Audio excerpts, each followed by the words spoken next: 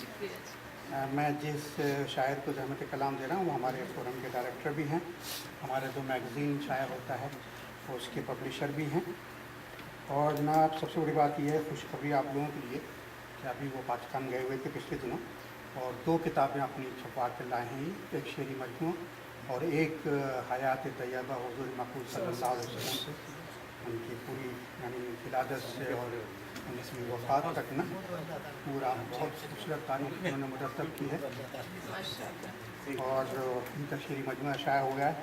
اب چونکہ رمضان شروع ہو رہے ہیں تو انشاءاللہ رمضان کے بعد نا 31 اگست کو انشاءاللہ ہم لوگ اپنے فورم کی جانب سے ان کی دونوں کتابوں کی تقریب اجرا کر رہے ہیں.